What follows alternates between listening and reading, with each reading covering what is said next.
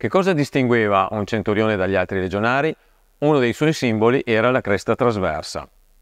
Amici di Res Bellica, oggi parliamo della nostra ricostruzione di una cresta trasversa da centurione. Ovviamente non ci sono reperti di questo tipo di simboli e quindi la ricostruzione si basa principalmente su fonti iconografiche. Abbiamo diverse stele tombali di centurioni che raffigurano la loro cresta trasversale composta di penne. Quindi quello che sappiamo per certo è che portavano una cresta, la portavano trasversale, cioè con la direzione che andava da un lato all'altro della testa e non dalla fronte alla nuca, e sappiamo che almeno nel periodo della tarda Repubblica del Principato era composta di penne.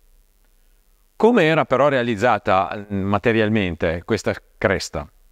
Noi abbiamo ipotizzato una base metallica decorata, viene realizzata in ottone in quanto all'incirca dal periodo di Giulio Cesare o di Ottaviano Augusto in poi, fino ai primi secoli dell'era volgare, l'ottone, cioè una lega di rame e zinco, era riservata esclusivamente all'esercito e allo Stato romano. Ne aveva il monopolio, veniva utilizzata in particolare per decorazioni e accessori degli armamenti militari. Quindi abbiamo utilizzato l'ottone.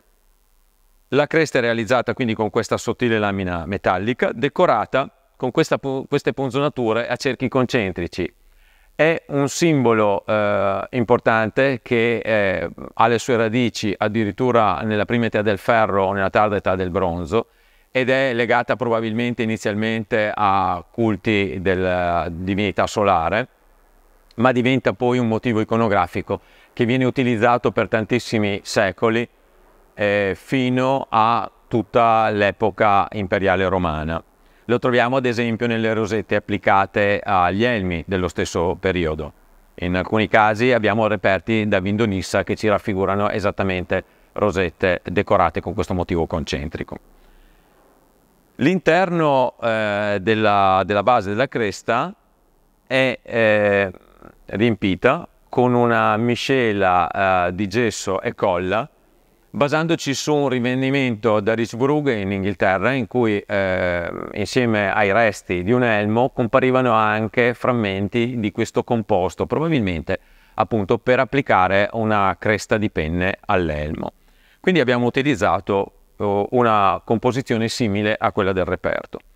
Le penne sono penne d'oca, ovviamente uno dei tipi di penne disponibili all'epoca per quello che poteva riguardare la nostra area europea e soprattutto per una riproduzione di un accessorio militare romano, anche perché ricordiamo il valore simbolico dell'oca per i romani, richiamandoci al famoso episodio del Campidoglio quando i Galli saccheggiarono Roma e le oche del Campidoglio avvisarono i romani dell'intrusione.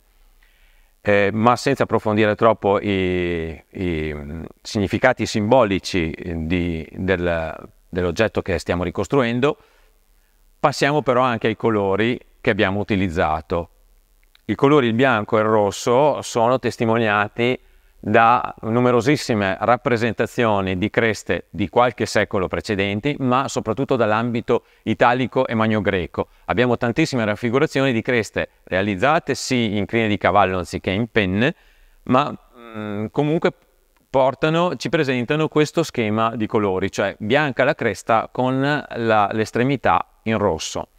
Quindi è plausibile che venisse utilizzato anche in periodo successivo, ma di nuovo torniamo anche ad un valore simbolico di questi due colori. Il rosso e il bianco sono i colori della virtù, quindi del valore maschile, del valore guerriero e dell'onore, dell'onestà, il bianco, la purezza, e sono tutti e due colori legati a alcune delle divinità più importanti della religione romana. Quindi tutto nell'insieme, questo, oltre ad essere meramente un simbolo che identificava il centurione come un militare di diversa importanza rispetto agli altri legionari, ha anche un valore comunicativo perché parla dei valori nei quali si identifica il centurione. Quindi il messaggio che porta non è solamente identificativo, ma è anche di valore, del valore che porta la persona che lo indossa. Questa è la nostra ricostruzione. Se vi interessa, se avete altre curiosità al riguardo, potete contattarci. Trovate il nostro indirizzo qua sotto.